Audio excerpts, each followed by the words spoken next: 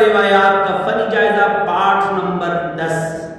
ایسی باتیں کہ لوگ حدیث سمجھ کر آپ تک پہنچاتے ہیں، ایسے من گڑت جھوٹ جو حدیث سمجھ کر آپ تک پہنچاتے ہیں۔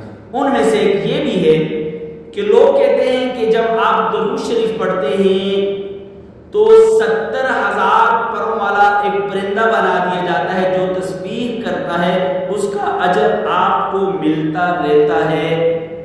آپ درود شریف پڑھتے ہیں، اللہ 70,000 پروں والا ایک پرندہ بنا دیتے ہیں، وہ تسبیح پڑھتا ہے، اس کا ثواب آپ کو ملتا ہے۔ من گڑت ہے، من گڑت ہے، من گڑت ہے۔ اور اسی طرح کہتے ہیں کہ اذان ہو رہی ہو، اذان ہوتے ہوئے آپ نے اذان نہیں سنی یا اذان ہوتے ہوئے آپ نے اس کا جواب نہیں دیا تو آپ کو مرتے وقت کلمہ نصیب نہیں ہوگا۔ اذان ہوتے وقت آپ نے اذان کا جواب نہیں دیا یا اذان خاموشی سے نہیں سنی، مرتے وقت آپ کو کلمہ نصیب نہیں ہوگا۔